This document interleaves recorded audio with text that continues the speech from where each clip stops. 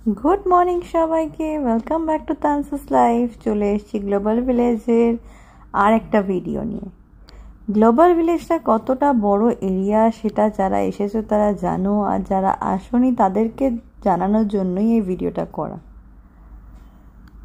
এখন গ্লোবাল ভিলেজের গেটের সামনে আমরা পৌঁছে গেছি। গাড়িটাকে পার্ক করেছিলাম অনেকটা দূর, অনেকটা বিশাল বড় এরিয়া নিয়ে আমাদের গাড়ি পার্কিংটাও রাখা আছে। প্রচুর গাড়ি, প্রচুর লোক আসে।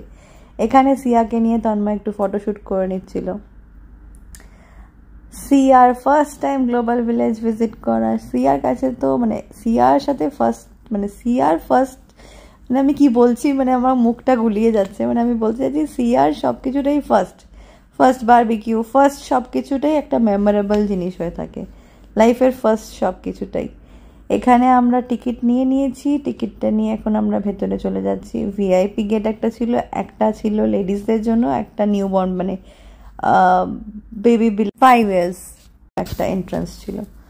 তো এখানে দেখতেই পাচ্ছ তন্ময় আমি সবাই মিলে আমরা ডিউটির পর টাইম বের করে প্ল্যান করে সবাই মিলে চলে এসেছি। এখানে দাদার বন্ধু বান্ধব সবাই আছে। মোটামুটি আমরা 7-8 জন মিলে আমরা এসেছি গ্লোবাল ভিলেজ ঘুরতে।